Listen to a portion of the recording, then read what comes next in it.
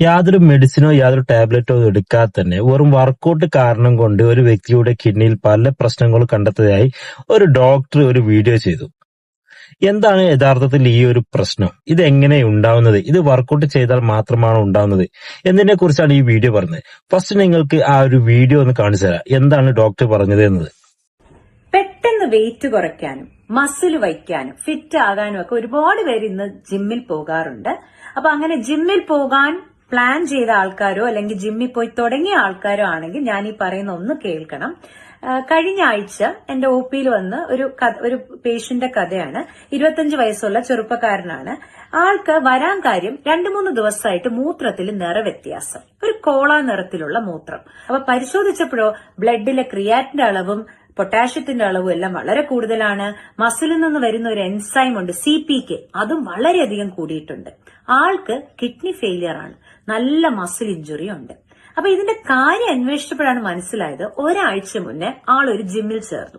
ആദ്യമായിട്ടാണ് ജിമ്മിൽ പോകുന്നത്. എക്സസൈസ് ചെയ്ത് വലിയ പരിചയമൊന്നും ഇല്ലാത്ത ആള്. ഈ ആരംഭ ശൂചിത എന്ന് പറയുന്ന പോലെ ചെന്ന ഉടനെ വർക്കൗട്ട് എല്ലാം ഭയങ്കരമായിട്ട് ഇന്റൻസ് വർക്കൗട്ടും ചെയ്തു, ഭയങ്കരമായിട്ട് വെയിറ്റ് ലിഫ്റ്റിംഗും ഇതെല്ലാം ചെയ്തതിന്റെ ഫലമായി മസിൽ ഇഞ്ചുറി ഉണ്ടായി. റാബ്ഡോമയോലൈസിസ് എന്ന് പറയും. അപ്പൊ ഈ മസില് ബ്രേക്ക് ചെയ്ത് അതിൽ നിന്ന് വരുന്ന ഒരു പ്രോട്ടീൻ ഉണ്ട്, മയോഗ്ലോബിലിൻ, അത് കിഡ്നിയിൽ പോയി അടിഞ്ഞുകൂടി ഫെയിലിയർ ഉണ്ടാക്കുകയും ചെയ്തു. ഈ ഒരു വീഡിയോ കണ്ടതിന് ശേഷം പല ആളുകൾക്കും ജിമ്മിൽ ജോയിൻ ചെയ്യാനും ജിമ്മിൽ വന്ന് വർക്കൗട്ട് ചെയ്യാനും പേടിയായിരിക്കും. പല ആൾക്കാരും വിചാരിക്കുന്നുണ്ടാവും, ഞാൻ ഫസ്റ്റ് വർക്കൗട്ട് ചെയ്തപ്പോഴുള്ള പെയിന് ഈ ഒരു പെയിൻ ആണോ എന്ന് വരെ തോന്നിയേക്കാം. എന്നാൽ ഫസ്റ്റ് നിങ്ങൾ ജിമ്മിൽ വന്ന് വർക്കൗട്ട് ചെയ്യുന്ന പെയിൻ ഇതല്ല.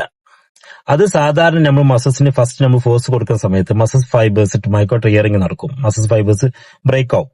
അത് നമ്മൾ 24 മണിക്കൂർ 48 അവറൊക്കെ റെസ്റ്റ് എടുക്കുന്ന സമയത്ത് നമ്മുടെ ബോഡിയിലെ ഗ്രോത്ത് ഹോർമോൺ, ടെസ്റ്റോസ്റ്റിറോൺ, അതായത് പ്രോട്ടീനൊക്കെ ആ മസിൽസിലേക്ക്, ആ ഫൈബറിലേക്ക് ചെന്നിട്ട് അത് റീഫില്ല് ചെയ്യും. അങ്ങനെയാണ് മസിൽസ് ബിൽഡപ്പ് ആക്കുന്നത്. അത് ആ ഒരു സോർനെസ് എന്ന് പറഞ്ഞാൽ വേറെ തന്നെ. എന്നാൽ ഇതെന്താണ് ഈ ഒരു മസിൽസിന്റെ ഇഞ്ചുറി എന്ന് പറയുന്നത്? ഇതിന് പറയുന്നതാണ് റോംഡോമയോലൈസിസ്. റോംഡോ എന്ന് പറഞ്ഞു കഴിഞ്ഞാൽ സ്കെലറ്റൻ, മയോ എന്ന് പറഞ്ഞാൽ മസിൽസും, അതേപോലെ ലൈസിസ് എന്ന് പറഞ്ഞാൽ ബ്രേക്ക് ഡൗൺ ആകുക, ഡാമേജ് ആവുക. അഥവാ സ്കെലറ്റൻ മസിൽസിന് ഡാമേജ് വരിക എന്നതാണ് ഇതിന്റെ ഒരൊറ്റ വാക്ക്. ഇത് ലാറ്റിൻ വേർഡാണ് റോംഡോമയോലൈസിസ് എന്ന് പറഞ്ഞാൽ. ഇത് ഒരു ജിമ്മ് കളിക്കുന്ന ആളുകൾക്ക് മാത്രമല്ല, ഇത് പല ആളുകളിലും കാണപ്പെടുന്നുണ്ട്. ഇത് 2 കാറ്റഗറി ഉള്ളത്, ഒന്ന് ട്രോമാറ്റിക്, ഒന്ന് non traumatic category. Traumatic category പറയുന്നതിന് മുന്നേ ഞാൻ ജസ്റ്റ് ഒരു കാര്യം പറയാം. നിങ്ങൾ എല്ലാവരും ഫാറ്റ് ലോസിന് വേണ്ടി ആഗ്രഹിക്കുന്ന ആൾക്കാരാ. പട്ടിണി കടന്നിട്ട് നല്ല വർക്കൗട്ട് ചെയ്യും. പക്ഷെ നിങ്ങൾ ഈ ഫാറ്റ് ലോസ് ചെയ്യുമ്പോൾ നിങ്ങൾ മെയിൻലി ഫോക്കസ് ചെയ്യുന്നത് നിങ്ങളുടെ സ്കിന്നിലെ ഫാറ്റ് നോക്കിയിട്ടാണ്. അപ്പൊ സ്കിന്നിലെ ഫാറ്റ് കുറയുമ്പോൾ, അഥവാ സബ്സ്റ്റിറ്റ്യൂട്ടറി ഫാറ്റ് കുറയുന്ന സമയത്ത് നമ്മുടെ സ്കിൻ ഫാറ്റ് എന്ന് പറയുന്നത് നമ്മുടെ മസിൽസിനെ പ്രൊട്ടക്ട് ചെയ്യാനോ അതുപോലെ തന്നെ ബോണിനെയും വെയിൻസിനെയൊക്കെ പ്രൊട്ടക്ട് ചെയ്യാൻ വേണ്ടിയിട്ടാണ് ഈ സ്കിൻ ഫാറ്റ് എന്ന് പറയുന്നത്. അപ്പൊ ഇത് കുറയുന്ന സമയത്ത് ഡയറക്റ്റ് നമ്മൾ ഉച്ച സമയങ്ങളിലൊക്കെ പുറത്തേക്ക് പോകുമ്പോൾ ഈ വർക്ക് ചെയ്യുന്ന സമയത്തൊക്കെ ഡയറക്റ്റ് നമുക്ക് ചൂട് നമ്മുടെ മസിൽസിലേക്ക് ഏൽക്കുന്ന സമയത്ത് മസിൽ ഡാമേജ് വരാൻ സാധ്യത കൂടുതലാണ്. അതുപോലെ തന്നെ നമുക്ക് എന്തെങ്കിലുമൊക്കെ പൊള്ളലേൽക്കുക, ബോഡിയിൽ പൊള്ളലേൽക്കുന്ന സമയത്തും ഈ പ്രശ്നങ്ങൾ വരും. എന്തെങ്കിലും ആക്സിഡന്റ് സംഭവിക്കുക, കളിക്കുന്ന സമയത്ത് കൂട്ടിയിടിക്കുന്ന സമയത്തൊക്കെ നമുക്ക് ഈ ഒരു പ്രശ്നങ്ങൾ, റോംബോമയോലൈസിസ് എന്ന പ്രശ്നങ്ങൾ വരാൻ സാധ്യത കൂടുതലാണ്. അതുപോലെ തന്നെ ഇലക്ട്രിക്കൽ ഷോക്ക് അടിക്കുന്ന സമയം. പിന്നെ നോൺ ട്രോമാറ്റിക് കാറ്റഗറി ഏതൊക്കെ? ആൽക്കഹോൾ കുടിക്കുക, അതുപോലെ തന്നെ ഡ്രഗ്സ്, സ്റ്റീറോയിഡ് ഒക്കെ ചെയ്യുക, ഹൈ കഫീൻ കണ്ടന്റ് ഇൻടേക്ക് ചെയ്യുക, നമ്മുടെ ഫാറ്റ് ബേണിങ്ങും പിന്നെ വർക്കൗട്ടും പ്രീ വർക്കൗട്ടും ഒക്കെ പറഞ്ഞാൽ അതൊക്കെ ഈ കാഫീൻ കണ്ടന്റ് കൂടുതലാണ്. ഇതൊക്കെ നമ്മുടെ ബോഡിയിലെ സീക്കന്റെ ലെവൽ കൂട്ടാൻ, യൂറിയനിൽ സീക്കന്റെ അളവ് കൂടുന്നു എന്ന് പല പഠനങ്ങൾ കണ്ടെത്തിയിട്ടുണ്ട്. പിന്നെ അതേപോലെ തന്നെ മൈറ്റോകോൺഡ്രിയൽ ഡിസ്ഫങ്ഷൻ, മൈറ്റോകോൺഡ്രിയ പ്രോപ്പറായിട്ട് വർക്ക് ചെയ്യാത്തൊരവസ്ഥ, അത് ഹൈ കഫീൻ കണ്ടന്റ് കാരണമൊക്കെ ഈ ഒരു പ്രശ്നം വരും. ഇലക്ട്രോലൈറ്റ് ഫംഗ്ഷൻ നടക്കാത്തൊരു പ്രശ്നം. പിന്നെ അതുപോലെ തന്നെ ഹൈ എക്സസൈസ് ചെയ്യുക, ഹൈ ഇന്റൻസിറ്റി ഇന്റർവൽ ട്രെയിനിങ് അഥവാ നമ്മുടെ ക്രോസ്ഫിറ്റ് പോലുള്ള എക്സസൈസ് കാരണം മസിൽസിന് ഹൈ പ്രഷർ വരികയും മസിൽസ് ഹീറ്റ് ആവുകയും ചെയ്യും. പ്രോപ്പറായി റെസ്റ്റ് കൊടുക്കാത്ത സമയങ്ങളിൽ മസിൽസിന്റെ ഫൈബറിന് ഡാമേജ് വരും. പിന്നെ അതേപോലെ തന്നെ ഡിസ്ഹൈട്രോഫി എന്ന് പറയും, മസിൽസിന്റെ തേയ്മാനം. അതുപോലെ തന്നെ നമ്മുടെ ജനറ്റിക് ആയിട്ട് വരുന്ന ഒരു പ്രശ്നമാണ്. ജന്മന ഈ ഒരു പ്രശ്നമുള്ള ആളുകളും ഉണ്ട്, മസിൽസിന്റെ ഡാമേജ് വരുന്ന ആളുകളും ഉണ്ട്. അപ്പൊ ഇങ്ങനെയുള്ളതിനാണ് നോൺ ട്രോമാറ്റിക് റോംബോമയോലൈസിസ് എന്ന് പറയുന്നത്. ഇതെങ്ങനെ നമുക്ക് ടെസ്റ്റ് ചെയ്യാൻ പറ്റും? നമുക്ക് ECG വഴി, അതുപോലെ തന്നെ യൂറിയം വഴി, ബ്ലഡ് ടെസ്റ്റ് വഴി. ഈ ഒരു പ്രശ്നം വരുന്ന സമയത്ത് നമ്മുടെ ബ്ലഡിലെ പൊട്ടാസ്യത്തിന്റെ അളവ് കൂടും, അതുപോലെ തന്നെ കാൽസ്യത്തിന്റെ അളവ് കുറയും, സോഡിയത്തിന്റെ അളവ് കുറയും.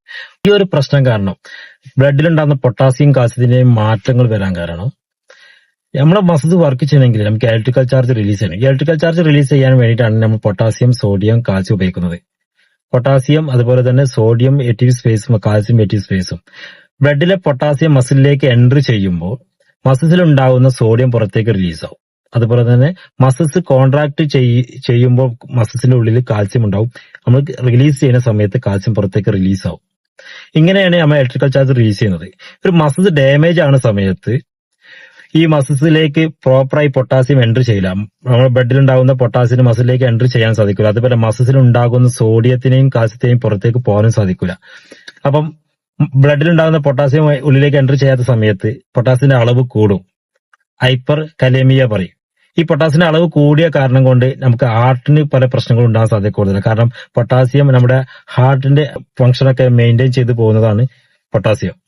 അതുകൊണ്ട് തന്നെ നമുക്ക് പൊട്ടാസ്യം ഹൈ പൊട്ടാസ്യം ആയി കഴിഞ്ഞാൽ, ഹൈപ്പർ കലേമിയ ആയി കഴിഞ്ഞാൽ ഹാർട്ട് ഫെയിലർ ആവാൻ സാധ്യത കൂടുതലാണ്. ഈ ഒരു പ്രശ്നത്തിൽ പറയുന്നുണ്ട്.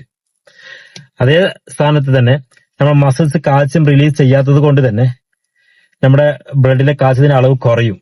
ഇതിന് ഹൈപ്പോക്ലാസിമിയ എന്ന് പറയും. അതുപോലെ തന്നെ ഈ മസിൽസിലെ സോഡിയത്തിന് പുറത്തേക്ക് പോകാൻ പറ്റാത്തത് കൊണ്ട് തന്നെ മസിൽസിൽ സോഡിയത്തിന്റെ അളവ് കൂടുന്ന സമയത്ത് മസിൽസിനുള്ളിലുള്ള വാട്ടറിന്റെ കണ്ടന്റ് കൂടും. അതുകൊണ്ട് മസിൽസിന് സ്വെല്ലിംഗ് വരാൻ സാധ്യത കൂടുതലാണ്. ഈ മസിൽ ഡാമേജ് വരുന്ന സമയത്ത് മസിൽസിൽ നിന്നും മയോഗ്ലോബിൻ എന്ന പ്രോട്ടീൻ ഉണ്ട്, അഥവാ നിങ്ങൾ പറയും ഹീമോഗ്ലോബിന്റെ ഫാമിലിയിൽപ്പെട്ട തന്നെ മയോഗ്ലോബിൻ. ഇത് മസിൽസിൽ നിന്നും ബ്ലഡിലേക്ക് റിലീസ് ആവും. അതുപോലെ തന്നെ CK അല്ലെങ്കിൽ CPK, creatine kinase or creatine phospho kinase, ഇതും മസിൽസിൽ നിന്നും ബ്ലഡിലേക്ക് ലീക്ക് ആവും. ലാക്റ്റിക് ആസിഡ്, ഇതും മസിൽസിൽ നിന്നും നമ്മുടെ ബ്ലഡിലേക്ക് ലീക്ക് ആവും. അപ്പം ഇവയൊക്കെ ഡയറക്റ്റ് പോയിട്ട് നമ്മുടെ കിഡ്നിയിൽ നിന്നും ഫിൽട്രേഷൻ അഥവാ ഒരു ഫംഗ്ഷൻ നടക്കാത്ത സമയത്ത് കിഡ്നിന്റെ ഫംഗ്ഷൻ അത് സ്റ്റക്ക് ആവുകയും ചെയ്യും, കിഡ്നി ഡാമേജ് ആവുകയും ചെയ്യും. ഈ CK അല്ലെങ്കിൽ CPK ഹൈ ലെവൽ കൂടി കഴിഞ്ഞാൽ നമ്മുടെ യൂറിയനിൽ ഒരു ബ്ലാക്ക് കളർ നമുക്ക് അനുഭവപ്പെടും.